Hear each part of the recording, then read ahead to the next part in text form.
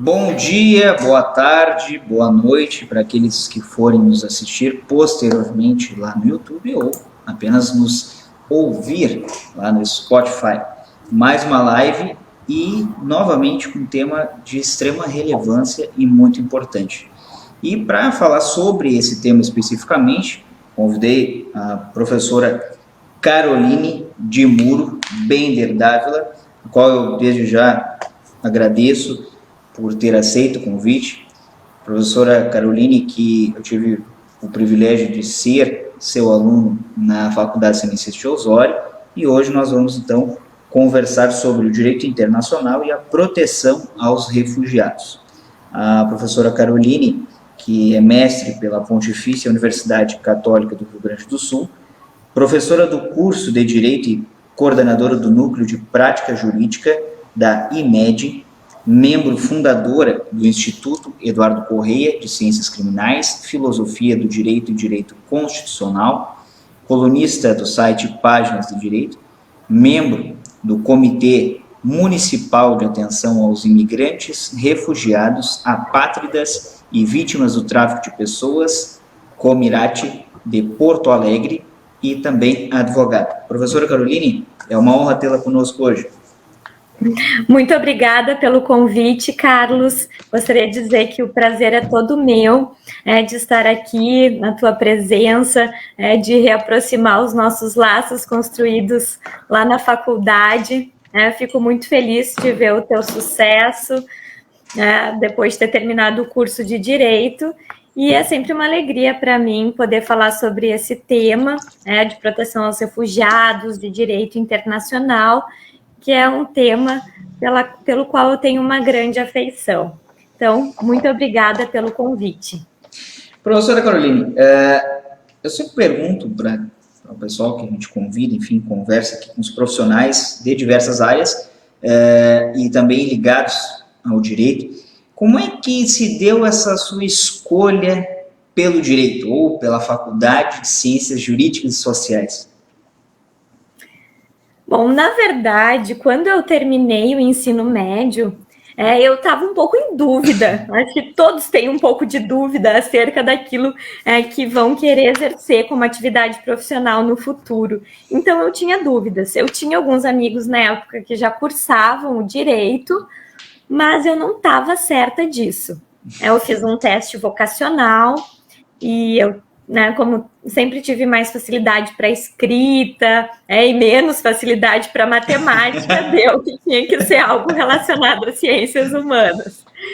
Então, eu comecei fazendo 2 cursos de graduação. Eu comecei fazendo Direito e Jornalismo na Unicinos e mantive os 2 até o 4º semestre. Até que eu optei, então, por seguir na carreira jurídica e deixei o jornalismo para trás. Me identifiquei mais, assim, me senti mais enturmada, mais integrada ao curso de Direito. Acho que era mais o meu perfil que o curso de jornalismo. E como é que a senhora se direcionou para essa área, por exemplo, do direito internacional? Não que a senhora não atue em outras áreas, não gosto, mas como é que foi esse seu direcionamento? Quais fatos, acontecimentos durante a faculdade que me direcionaram? Sim, durante a faculdade eu tive 2 disciplinas que hoje, infelizmente, nossos estudantes não têm a oportunidade de ter, porque o que eu percebo é que os currículos estão cada vez sendo enxugados e tem se perdido um pouco de conteúdo em razão disso. Os cursos, eles têm agora buscado novos perfis, mais voltados para o empreendedorismo, para questões de inovação, práticas, que com certeza são extremamente importantes. Sim. Mas, por outro lado, parece que se perde algumas matérias igualmente importantes. Então, na época que eu fiz a graduação em Direito, eu tive 2 disciplinas de Direito Internacional separadas. Uma, Direito Internacional Público, e a outra, o Direito Internacional Privado. E foram bem no final da graduação essas 2 disciplinas. Eu me apaixonei, especialmente pelo Direito Internacional Público. que até então eu não tinha tido nenhum contato. Sim. Ainda assim, eu fiz o meu mestrado na PUC, ali no programa que é coordenado pelo professor Ingo Sarlet, que é bem voltado ao direito público, direito constitucional, efetividade dos direitos fundamentais. Então, a minha formação, ela é na área do direito constitucional. Sim. Mas, bom... Não, pode falar, pode falar. Mas, então, eu terminei o meu mestrado, já estudando algo relacionado ao direito internacional, e surgiu a oportunidade de lecionar na Facus, na época, em Osório, justamente as disciplinas de direito internacional público e privado. Então, eu comecei a lecionar em 2012 para a turma que estava se formando e que faltavam essas disciplinas. E aí, foi a minha chance de me aprimorar, me aperfeiçoar nesse assunto. Olha, o direito constitucional, como quando a gente conversa, dizendo que o direito constitucional é o grande guarda-chuva, é o grande detentor das demais áreas, às vezes, tanto os estudantes de direito não compreendem, como até os profissionais, como isso não, é o grande guarda-chuva que vai abrigar as outras áreas, outros ramos do direito. Certo, então, formada, esse direcionamento, por exemplo, para a advocacia e para lecionar, né, para ser professora, como é que se deu isso? Foi durante a faculdade ou após a faculdade? Não, olha, eu, de fato, então, quero advogar e quero lecionar. Como é que foi esse seu processo? Foi durante a faculdade, eu já comecei a me aproximar da área acadêmica, e por isso que eu sempre falo que é importante estudar em um local que tenha pós-graduação e que possa oferecer esse tipo de oportunidade para os estudantes. Então, na Unicinos, que é onde eu fiz a minha graduação, tem um programa muito bom de mestrado e doutorado em Direito, e eu tive a oportunidade, na época, de ser bolsista de iniciação científica, da professora Temis Limberger. Então, ela tinha um grupo de estudo, e eu já tinha uma bolsa financiada pela faculdade para desenvolver um projeto de pesquisa em conjunto com a professora e sob a supervisão e orientação da professora Temis.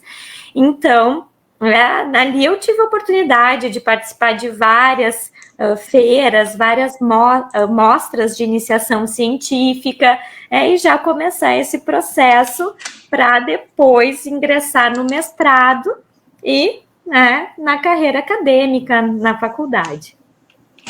Isso é muito, muito interessante, até mesmo para aqueles que podem até não ser da área jurídica. Olha, eu não gosto de direito, mas essa escolha, ela independe da área.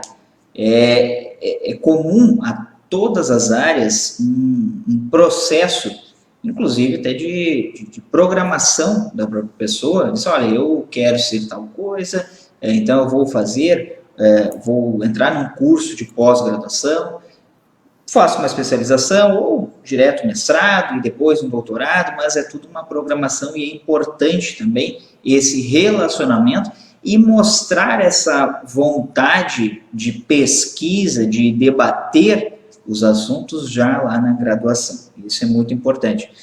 E esse enxugamento que a senhora falou, infelizmente é algo que a gente vê nos currículos, cada vez mais objetivando o direito, e o direito ele não é tão objetivo. Aliás, ele é mais subjetivo do que propriamente objetivo. Então, olha esse exemplo que a professora Carolina está colocando desse passo a passo. E adentrando ao nosso tema especificamente, a senhora mencionou direito internacional público e direito internacional privado.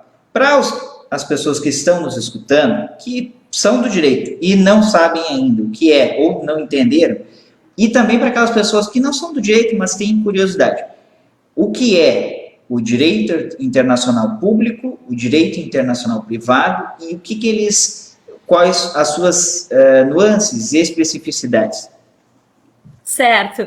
Antes de responder a pergunta, Carlos, só queria mandar um abraço aqui para o Matheus, que fez um comentário, disse que muito bom, verdade. matar saudade ouvir a professora. Muito obrigada, Matheus. Na tela. Saudades também. Grande Matheus, forte abraço, obrigado por estar nos assistindo. Muito bom matar a saudade de ouvir a professora Caroline. Um grande abraço, meu amigo, um abraço mesmo. Um abraço, Matheus. E então, Carlos, vamos falar um pouquinho sobre a diferença entre o direito internacional público e o direito internacional privado. Atualmente, eles são estudados na mesma disciplina, mas eles têm objetos de estudo totalmente diferentes. Então, por isso que eu considero adequado ter disciplinas distintas para estudar cada uma dessas matérias. Então, o direito internacional privado, ele é muito interessante e cada vez mais tem espaço de atuação nessa área, porque os fluxos e as migrações e os contatos que as pessoas têm com outros países e com pessoas de outras nacionalidades é cada vez maior.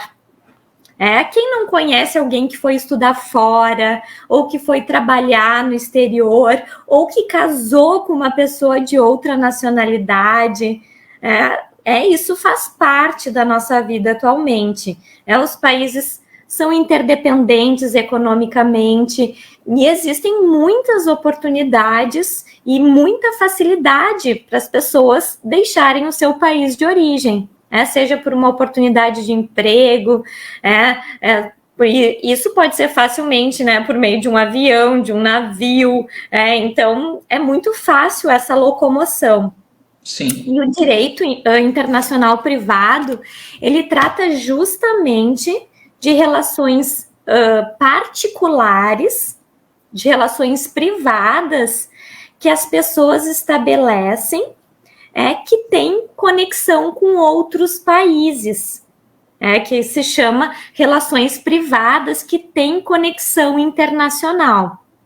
Então, por exemplo, temos uma pessoa de nacionalidade brasileira. Essa pessoa contrai matrimônio com uma pessoa de nacionalidade chilena. Esse matrimônio ele é estabelecido no México, que é o primeiro domicílio conjugal desses dois. Depois, esse casal vai para Portugal. Lá em Portugal nasce um filho.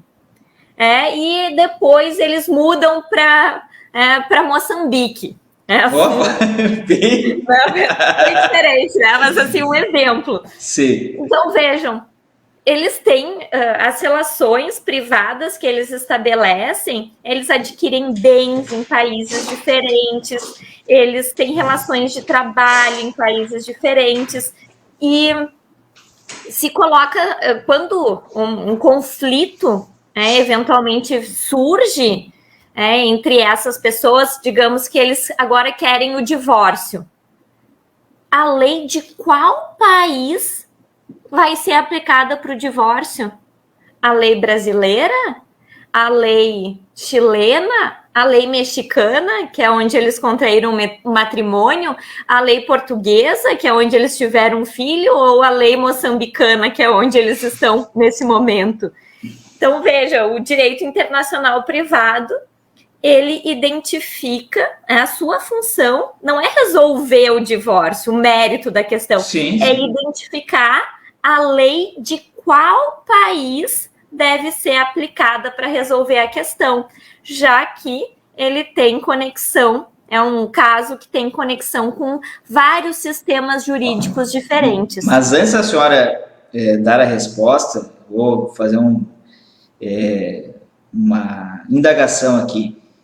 Quem estiver nos assistindo, então, mande a resposta que você acha que deve ser aplicada. Tá? Se não aparecer aqui na live, depois lá no vídeo que vai estar no YouTube, daí a gente dá a resposta. Então, assim, se ninguém disser agora, então só assistindo o vídeo lá. Então, voltando ao assunto. Eu vou dar uma dica aqui, vai ter que procurar a resposta na Lei 4657 de 1942, que é a Lei de Introdução às Normas do Direito Brasileiro. Ó, LINDB, tá? Que antes era LIC, virou LINDB. Então, assim, procurem lá na LINDB, na Lei de Introdução ao Direito Brasileiro, o que vai se aplicar nessa salada de frutas interterritorial. Que nem eu passou. Mais sei qual é o problema. Mas seguindo, então. Não, então, seguindo, o direito internacional privado, são relações privadas, relacionadas a bens, relacionadas a matrimônio, questões particulares que as pessoas estabelecem, relações jurídicas particulares, mas que apresentam conexão com sistemas jurídicos diferentes. Então, veja, é muito comum uma empresa, uma transportadora faz um contrato com outra empresa, são de nacionalidades diferentes. Esse contrato é celebrado na Alemanha e tem que ser executado na China. Se acontece um conflito, a lei de qual país vai resolver o caso, já que ele é conectado com diversos locais? Então, esse é o objetivo do direito internacional privado, resolver os conflitos de leis no espaço. E ele foi bastante, e ele não só foi, como ele é importantíssimo a partir da expansão territorial e comercial dos países. Então, imagina, tratado de direito marítimo, isso também entra dentro dessa perspectiva de relações comerciais, relações privadas, embora sejam de um país para outro, mas são entre privados, não são entre estados.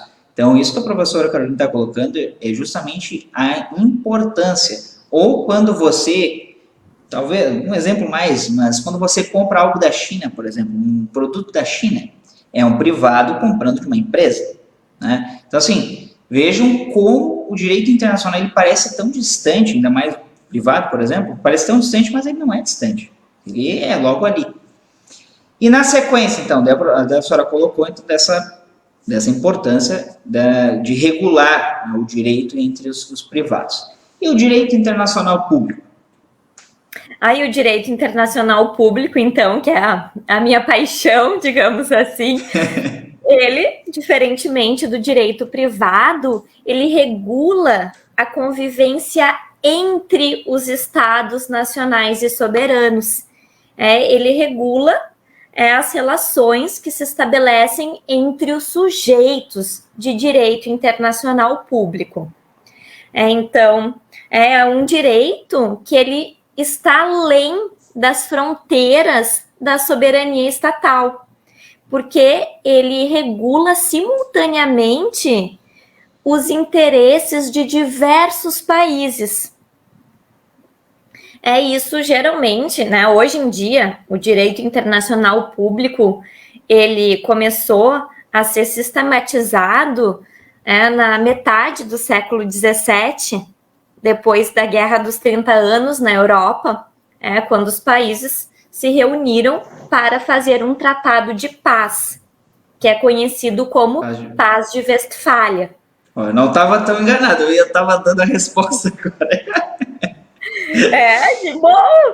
Então, tá lembrando das aulas, tá lembrando. Né? Que bom! Então, o direito internacional público começou a se desenvolver na segunda metade do século XVII, mas ele se desenvolveu muito mais, ele teve um impulsionamento muito maior após a Segunda Guerra Mundial.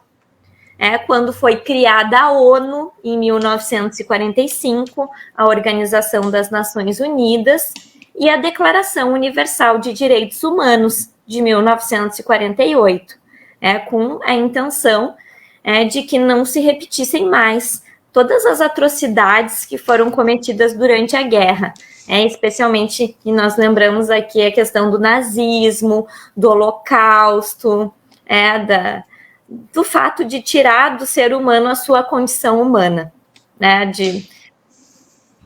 Não, pode falar. E o direito internacional, então, ele é formado por tratados e convenções internacionais, justamente porque os países compreenderam que sozinhos, no âmbito da sua soberania, dos seus limites domésticos, eles não conseguem mais dar conta de problemas comuns da humanidade. Então, eles precisam enfrentar esses problemas de forma conjunta, coordenada, cooperativa. Só assim o mundo é capaz de progredir. Então, aqui a gente pode falar na questão dos direitos humanos, a questão do meio ambiente, das mudanças climáticas, do esgotamento dos recursos naturais. São questões que não adianta tratar internamente, cada um tem a sua legislação e lida com isso de uma forma. Precisa ser discutido a nível global, a nível internacional. O que adianta a Alemanha ter níveis altíssimos de proteção ambiental, a China e os Estados Unidos continuarem poluindo sem limites? Não pode. Porque até se fala em futuro da humanidade, em solidariedade intergeracional, tratam de questões que realmente precisam de um olhar conjunto dos países. Então, além dos direitos humanos, da proteção ambiental, também a questão das armas nucleares, a questão do terrorismo. Não tem como combater isso de forma isolada. Não tem mais. O nosso mundo é globalizado, é interdependente. A globalização é um processo irreversível, que tem vantagens, que tem desvantagens, mas é preciso lidar com isso. E o direito internacional vem justamente para tentar manter segurança, manter estabilidade nas relações entre os países. Justamente, e o seu maior propósito é evitar a guerra e proteger os direitos humanos. E é interessante a senhora colocando, tem um exemplo que talvez o pessoal vá se lembrar, que a previsão constitucional, no caso da nossa Constituição aqui federal, só que após um tratado internacional, deixou de ser aplicado lá em 2009. Claro que o tratado é bem anterior, só que só houve a recepção, acho que em 92, lá do Pacto de San José da Costa Rica, no que diz respeito ao depositário, prisão civil do depositário infiel. Que hoje, quais são as únicas duas formas? Aí entra aquele meandro que a senhora mencionou. O texto escrito é uma coisa, agora a aplicação dele é outra. Então, a Constituição prevê as duas únicas formas de prisão civil, por dívida de alimentos, o devedor de alimentos, ou a devedor de alimentos, e o depositário infiel. Só que hoje, desde 2009, por decisão do STF, o tratado que versa sobre os direitos humanos, ele é supraconstitucional e tudo aquilo que o pessoal pode procurar depois e pesquisar. Mas é um exemplo de um tratado internacional que tem aplicabilidade diretamente aqui no Brasil. Então, assim, é muito próximo, só parece distante, inclusive com isso que a senhora mencionou agora. E adentrando no nosso assunto aqui, especificamente, para fins de um conceito, o que é parece ser simples, mas o que é um refugiado internacional? O que é um refugiado, para que as pessoas consigam compreender?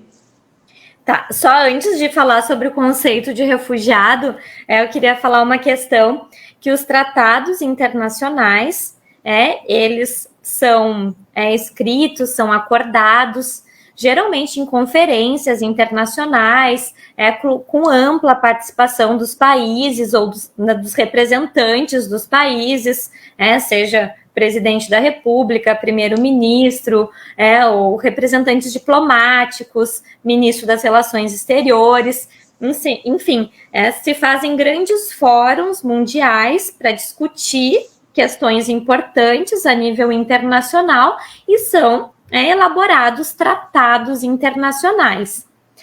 Esses tratados, no Brasil, para que eles tenham validade jurídica interna, eles passam por um processo de incorporação. Esse processo de incorporação, ele tem duas fases. Ele primeiro tem que ser aprovado pelo Congresso Nacional, por meio de um decreto legislativo, e depois, pelo presidente da República, por meio de um decreto executivo. Então, no momento em que o procedimento de incorporação foi finalizado, o tratado internacional tem validade interna, assim como qualquer outra lei no nosso país. E os tratados de direitos humanos ainda têm hierarquia superior às leis. Então, o direito internacional, a normativa internacional, ela realmente faz parte do nosso país, e o que eu vejo é que é preciso que ela seja aplicada de forma assim mais que seja mais aplicada. Juízes, sim, promotores, advogados, defensores públicos, eles têm esse papel, eles têm que aplicar a legislação internacional internamente. Então, é preciso estudar esses tratados, entender o que eles dizem, para que eles, de fato, sejam aplicados na nossa realidade, na nossa vida. E agora, então, voltando para a questão que o Carlos perguntou. É importante a professora pontuar ali, claro, eu coloquei, mas a professora, então, explicou melhor o que é a recepção, como que se dá, então, a validação dos tratados internacionais aqui no Brasil. E lembrando que nenhum país é obrigado a consentir, a se vincular a um tratado internacional. Isso é feito com base na vontade, no consentimento, na boa-fé. Então, no momento em que o país decide se submeter a um tratado internacional, espera-se que, de boa-fé, esse tratado seja cumprido pelo país, até para manter a sua credibilidade internacional. E em relação aos refugiados, existem os migrantes internacionais. Migrantes internacionais é um conceito bem amplo, que abarca diversas situações, entre elas refugiados, apátridas, asilados políticos. E os refugiados são um grupo bem específico, conforme determina a Convenção da ONU relativa ao Estatuto dos Refugiados, de 1951. Então, vejam, essa convenção é de 1951, justamente porque depois da Segunda Guerra Mundial, muitas pessoas se viram obrigadas a sair dos seus países e tiveram que se recolocar em outros estados soberanos. Então, ela abarca, o conceito de refugiado abarca 5 situações. Pessoas perseguidas por motivo de raça, de nacionalidade, de religião, de grupo social e por suas opiniões políticas. Então, são 5 situações para que a pessoa se encontre nessa condição de refugiado. Perseguição por motivo de raça, nacionalidade, orientação religiosa, grupo social ou opiniões políticas. E aí, ela é protegida por essa convenção. E o Brasil, ele foi signatário desde o início desse tratado? Ou sim, demorou muito para que o país fosse, então, signatário e viesse a aplicar aqui no direito? O Brasil é signatário da Convenção de 1951, já faz bastante tempo.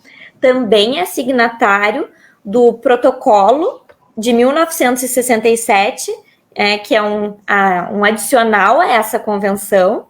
E, além disso, a legislação brasileira ainda vai além do que diz as convenções da ONU, porque a legislação brasileira, que é de 1997, ela incorpora também o que diz a Declaração de Cartagena de 1984, que considera refugiado aqueles que sofrem grave e sistemática violação de direitos humanos no seu país de origem. Então, além de perseguição por motivo de raça, nacionalidade, orientação religiosa, grupo social e opiniões políticas, o Brasil ainda inclui aqueles que sofrem grave e sistemática violação de direitos humanos no seu país de origem. E o então, Brasil... a nossa legislação é interessante. Sim, e me parece até que é mais amplo, né? Quando se trata de direitos humanos, abarca todas essas outras situações. Porque pode ser considerado qualquer, né, dentro desse grande viés aí que é nos direitos humanos. E a senhora conseguiria mencionar, enfim, colocar para nós aqui, situações em que o Brasil já recebeu estrangeiros desde então dessa convenção e dessas outras legislações?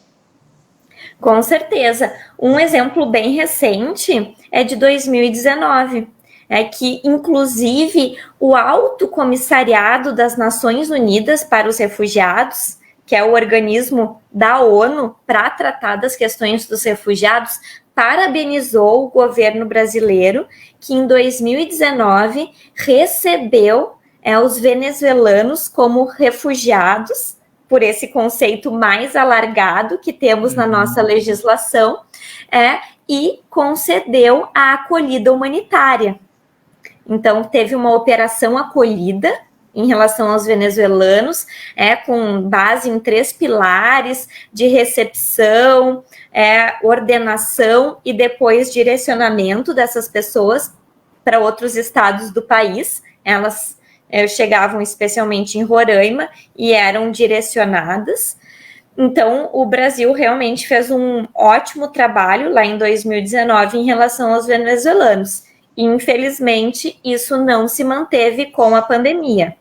Então, o Brasil recebeu os venezuelanos, fez essa acolhida humanitária, que foi aplaudida internacionalmente, mas com a pandemia, o Brasil fechou as portas para os venezuelanos. Tanto é que eles até preferiram sair do país a permanecer aqui. Sendo que o país estava muito ruim. Então, o Brasil, por meio de portarias interministeriais, criou diversos entraves aos venezuelanos, e isso, inclusive, violou diversos princípios que nós temos na nossa atual lei de imigração, que é a Lei 13.445 de 2017. Então, o repúdio à xenofobia, à discriminação, o tratamento igualitário, tudo isso caiu por terra sob uma justificativa genérica da crise sanitária. A crise sanitária, não, os migrantes não desejados são os venezuelanos. Então, é muito interessante porque se observa isso. Existem migrantes desejados e existem migrantes indesejados. Quem são os migrantes desejados? Aqueles que vêm para implementar uma nova tecnologia no país, aqueles que vêm com recursos financeiros próprios, aqueles que têm determinada cor, determinada raça. Os migrantes europeus foram muito desejados no nosso país, colonizaram o nosso país, o nosso estado, né? Imigrantes italianos, alemães, existiam políticas para que eles viessem para cá. E tem os migrantes não desejados, que são aqueles que são os que mais precisam de ajuda, aqueles que estão sofrendo perseguição no seu país de origem e que estão à mercê de outro estado que os acolha. E antes desse caso dos venezuelanos, antes dessa tragédia quase que anunciada, mas antes disso, teve algum outro caso de acolhida de pessoas, de migrantes de outros países, por algum desses fatores que a senhora mencionou? Sim. Teve os migrantes haitianos depois do terremoto. Eu não me lembro se foi 2009 ou 2010 que aconteceu o terremoto no Haiti. Nós tivemos também muitos migrantes haitianos que foram recebidos no nosso país. Tivemos em menor escala também migrantes colombianos, em razão do grupo desculpem, das Farc, que atuavam lá. Alguns migrantes colombianos foram recebidos no nosso país, até porque não se adaptaram ao Equador, que foi o primeiro país, então foram reassentados no Brasil.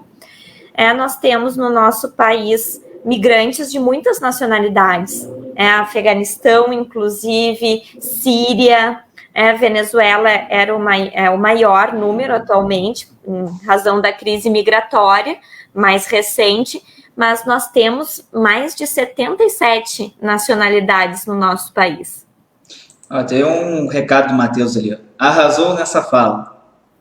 Querido, obrigada, Matheus. Do 2019, acredito, e dos venezuelanos. Bueno, o caso mais recente, então, que nós tivemos, não só, claro, o Brasil é uma fatia muito pequena, mas no mundo envolvendo o Afeganistão, ali em final de agosto, início de setembro, que foi a eclosão desse grande problema internacional. Nós tivemos, então, milhares de refugiados desse país, em razão da ascensão de um grupo que alguns denominam como político terrorista, apenas terrorista, enfim, ideológico, o Talibã, lá no Afeganistão. Após mais de 20 anos de assentamento lá do exército americano, então o país, Estados Unidos, resolveu retirar as suas tropas e entregar para as autoridades locais o país. Uma decisão polêmica, tratada em todo o mundo, principalmente nos Estados Unidos, se era adequado ou não, se atingia interesses econômicos, mas as pessoas envolvidas com tudo isso, nós vimos diversas cenas de pessoas implorando para sair do país, porque sabiam que seriam perseguidas por esse grupo, e principalmente no tocante às mulheres. As mulheres tiveram seus direitos inobservados ou até mesmo restritos em razão da ascensão desse país, desse grupo político, enfim. Nessa situação, tá? Como é que age o direito internacional público? Como é que a gente consegue observar aí o direito internacional público? E, numa sequência, o Brasil, ele auxiliou em algo a esses migrantes refugiados ou não? Bom, então, para começar a responder essa pergunta, aqui eu até trouxe um livro que eu gosto muito, que vocês já devem conhecer. Da Malala. Exatamente, eu sou Malala, Malala Yousafzai. A Malala é uma ativista pelo direito à educação das mulheres, inclusive a mais jovem ganhadora do Prêmio Nobel da Paz. E o que aconteceu com a Malala? Malala é de origem paquistanesa e ela estudava em uma escola e o ônibus escolar dela foi abordado pelo Talibã e ela levou 3 tiros na cabeça. Então, foi baleada, chegou próximo da morte, por sorte, conseguiu sobreviver a esse atentado. Hoje em dia, ela vive na Inglaterra com a sua família e permanece lutando pelo direito à educação das mulheres. Nesse livro, ela conta como ela amava o seu país de nacionalidade, o Paquistão, e como o Talibã destruiu o sonho das meninas lá. Então, é interessante a história do grupo Talibã, porque como é que surgiu esse grupo terrorista? Ele surgiu entre o Mujahideen. O Mujahideen era um grupo de combatentes que lutou contra a invasão da União Soviética no Afeganistão entre 1979 e 1989. Naqueles 10 anos, inclusive, esse grupo que deu origem ao Talibã foi financiado pelos Estados Unidos para combater a União Soviética, a invasão da União Soviética no Afeganistão. Bom, então, houveram algumas divergências nesse grupo e o Talibã acabou se fortalecendo e assumiu o poder no Afeganistão entre 1996 e 2001. Nesse período de 96 a 2001, foi devastador para as mulheres no país. Então, eles implementaram a burca, que é a vestimenta completa, a vestimenta da cabeça aos pés. As mulheres só ficam com os olhos de fora. As mulheres foram proibidas de assistir televisão, de escutar música, de frequentar escolas, de trabalhar fora de casa. Ou seja, é uma mulher destituída de qualquer direito. E, além disso, a pena por adultério era apedrejamento. Isso de 96 a 2001. Ontem. Então, é uma interpretação absolutamente radical da lei islâmica. Assim, as mulheres, bom, se elas não podiam trabalhar, obviamente, elas não tinham voz para nada, né, no país, não faziam parte do governo, não faziam parte dos meios de comunicação, né, praticamente era um ser que só... Uma coisa, né? Uma coisa, exatamente, uma coisa.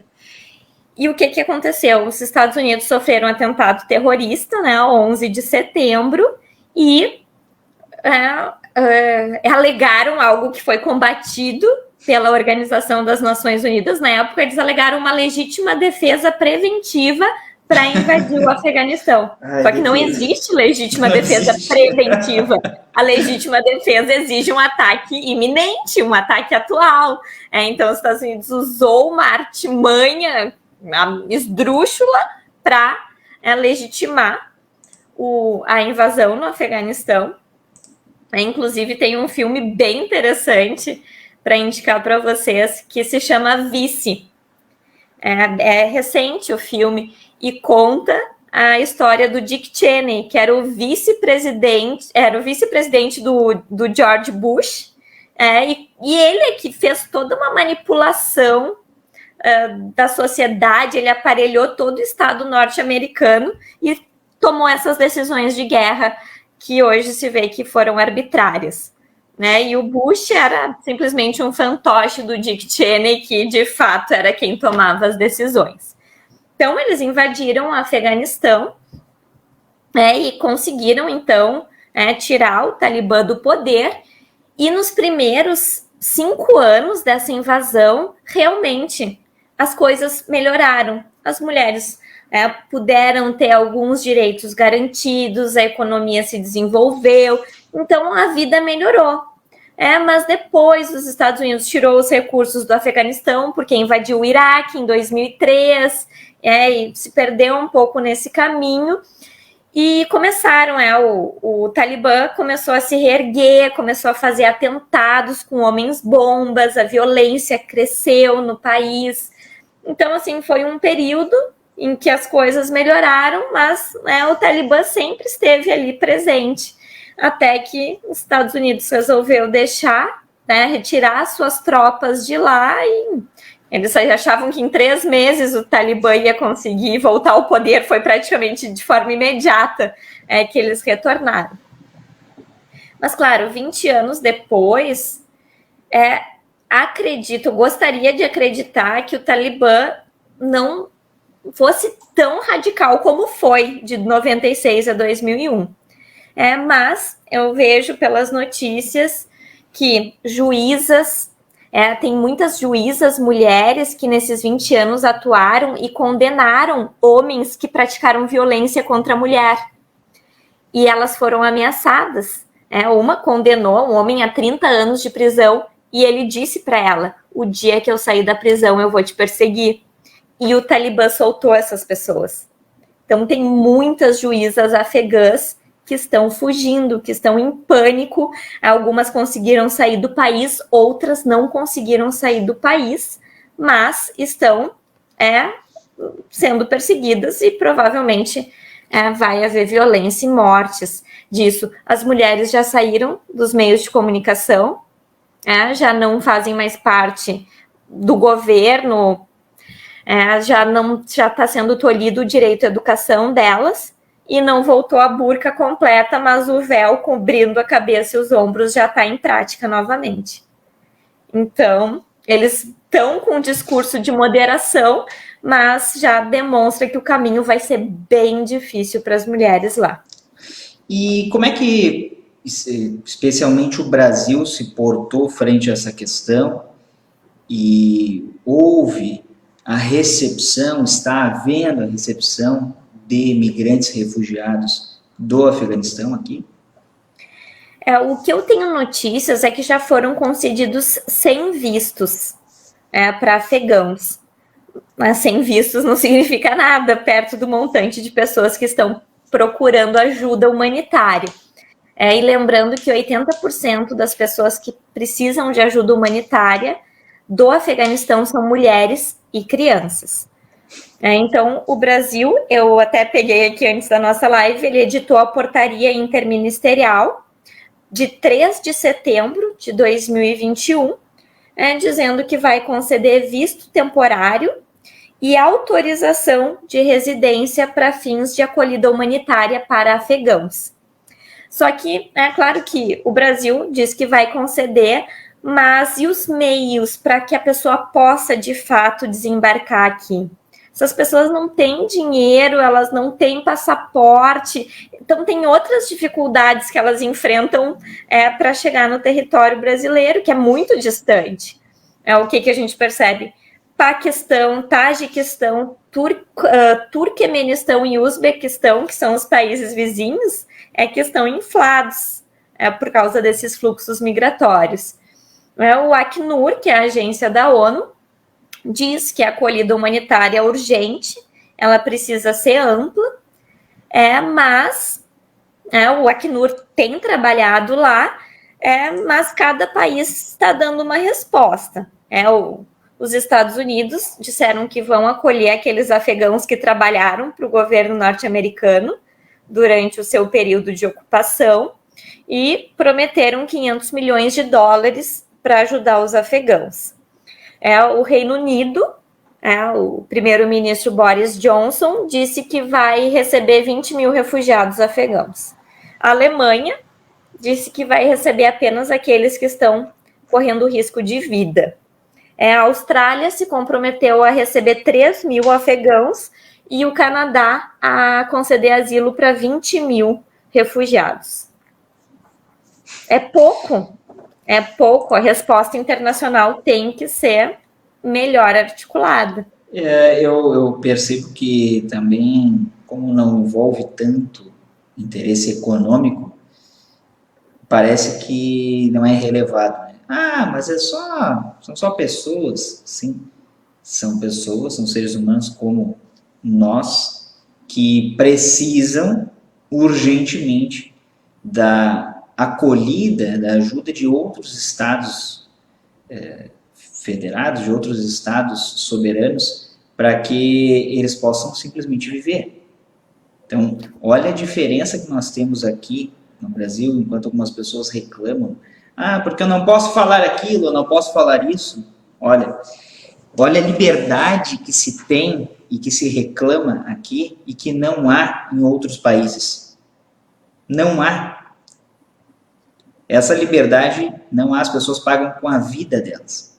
E aí a senhora falou sobre essa agência da ONU, e até aqui eu tinha aberto o site, que é a Agência da ONU para Refugiados. Vejam bem, claro, eles recebem doações também, tem todo um regramento lá, mas olha como é importante o trabalho da Organização das Nações Unidas nesse sentido, porque muitas vezes é a ONU que vai intervir, né? Vai tentar ajudar de alguma forma essas pessoas. E tem alguma notícia de algum afegão que tenha vindo para o Rio Grande do Sul? De afegão que tenha vindo atualmente, não. Eu sei que vieram alguns na época do Fernando Henrique Cardoso, quando ele era presidente da República, que teve uma política que, justamente por causa da guerra, permitiu que essas pessoas se instalassem aqui.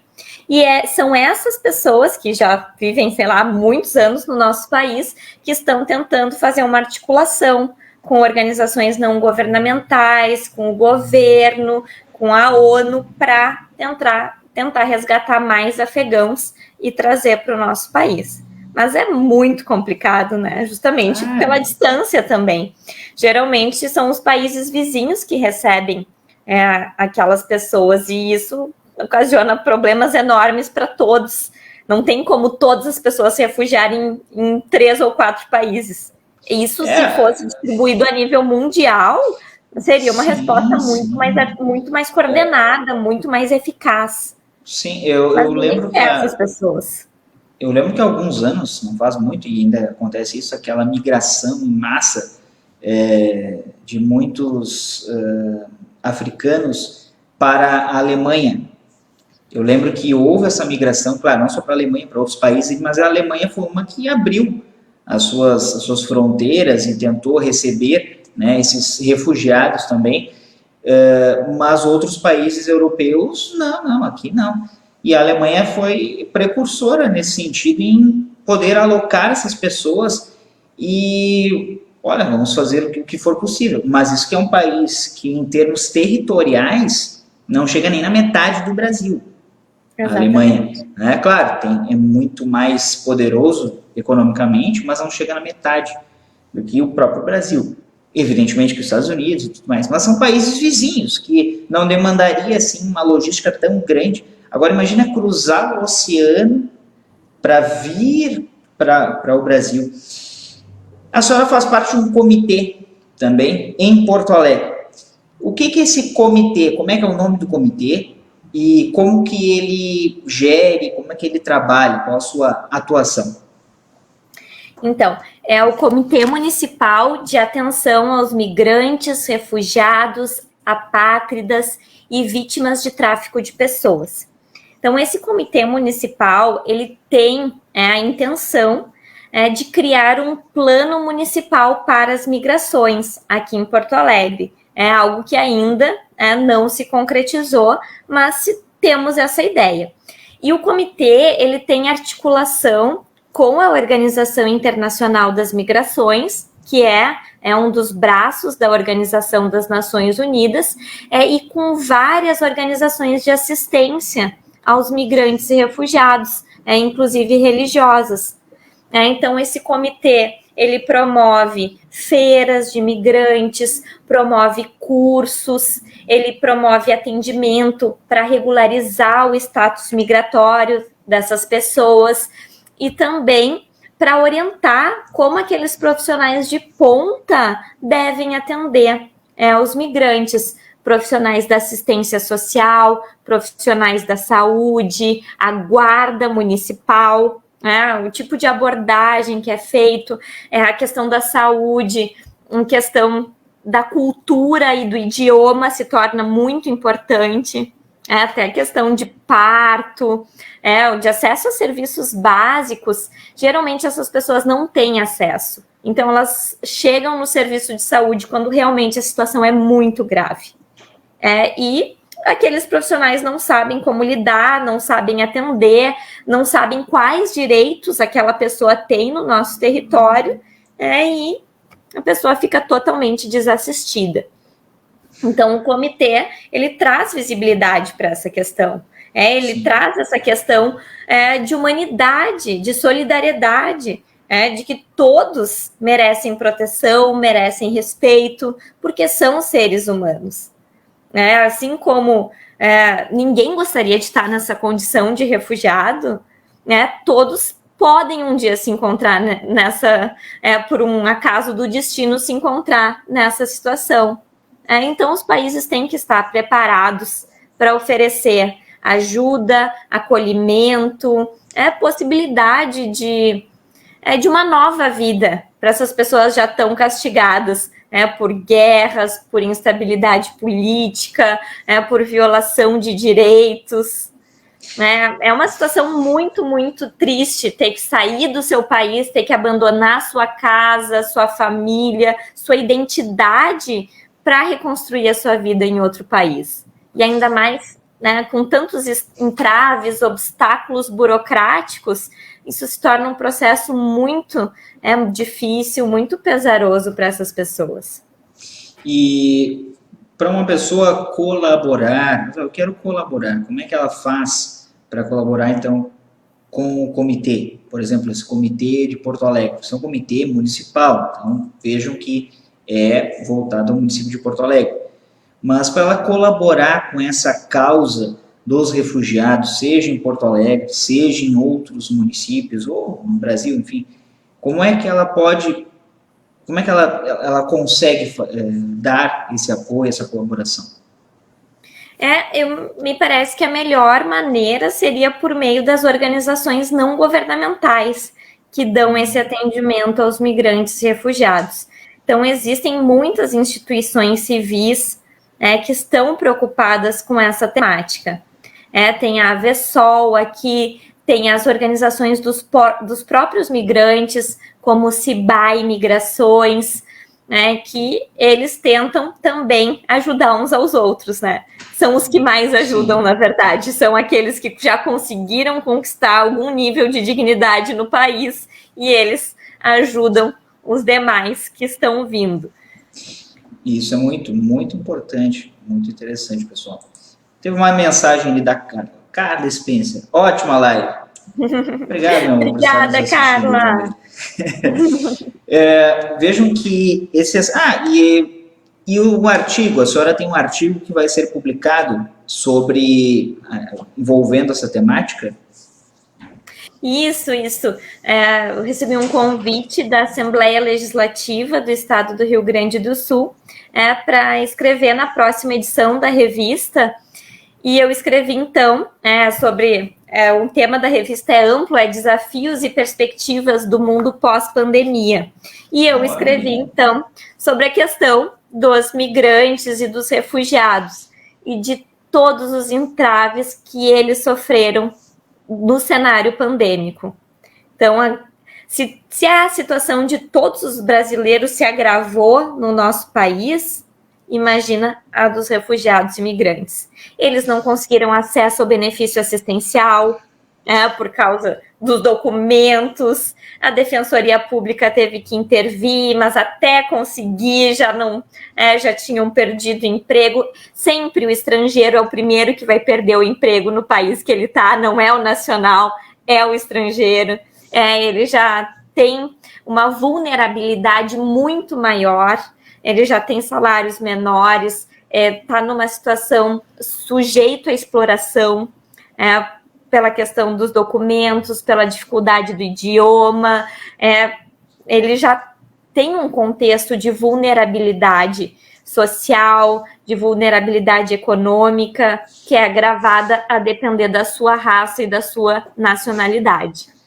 Então, se todos nós sofremos, pode ter certeza que os migrantes e refugiados sofreram ainda mais. E o papel das instituições de ensino, por exemplo, as universidades, é muito importante, porque tem o braço dos pensantes e dos fazedores. E os próprios pensantes também são fazedores. Então, é muito importante também o papel dessas instituições de ensino, as faculdades, as universidades, porque é ali que pensa-se de maneira mais ampla e consegue também enxergar essas situações que as pessoas que estão fora da academia não têm a oportunidade de ver, e de ter essa explicação como a senhora está colocando agora. A senhora teve contato com algum migrante, soube da história de alguém e que aquilo... Olha, estudar isso é uma coisa, mas saber diretamente da pessoa é outra. Não, com certeza. Eu tive diretamente contato, não, mas no próprio âmbito do comitê, do Comirate, eu escutei as falas de migrantes, senegaleses, venezuelanos, haitianos, que expuseram a sua história, as suas dificuldades, tudo que passaram e ainda passam ao tentar reconstruir a sua vida.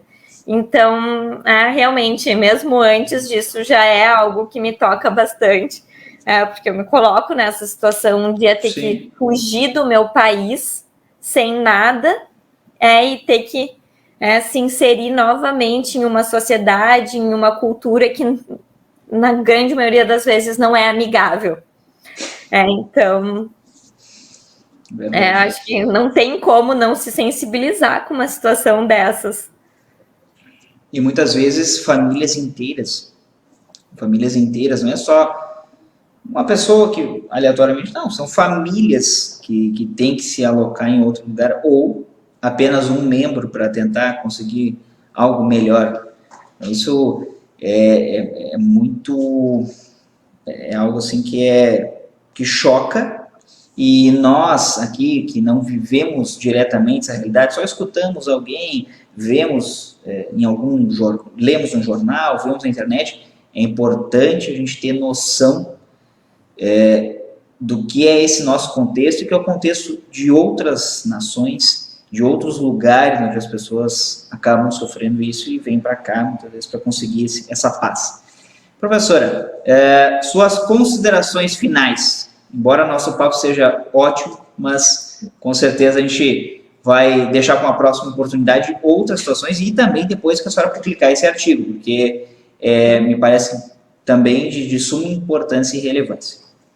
Não, com certeza. Não, Carlos, eu só quero agradecer pelo convite para fazer essa live. Fiquei muito feliz de estar aqui, de ter a oportunidade de ter o Matheus e a Carla como plateia.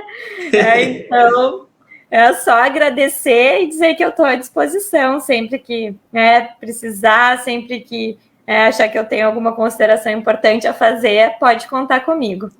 Professora Caroline, que é sempre muito participativa, muito colaboradora nisso, e lembro também de um trabalho que a gente fez lá na faculdade sobre a flexibilização da soberania estatal. É por isso que eu lembro da Paz de Westfália. Olha só. Então, vejam que esses assuntos eles são sempre recorrentes, e agora é a questão da migração de outros povos, de outros lugares, né, nessa grande pangeia econômica e globalizada que a gente vive, né. Eu agradeço, professora, pela sua participação, sua colaboração, ter aceito o nosso convite, e também agradecer a todos que nos assistiram e também vão nos assistir posteriormente. Então, não esquecendo, essa live será publicada lá no YouTube, ficará disponível lá no canal Descomplica Direito. Se tu não é inscrito ainda, te inscreve. Nos segue lá no Instagram, no @descomplicadireito01, e se não quiser assistir, pode apenas ouvir em formato podcast lá no Spotify e em outras plataformas de áudio. Tá bom, pessoal? Era isso. Agradeço, professora. Um forte abraço a todos e todas e até mais. Obrigada, um abraço. Tchau, tchau.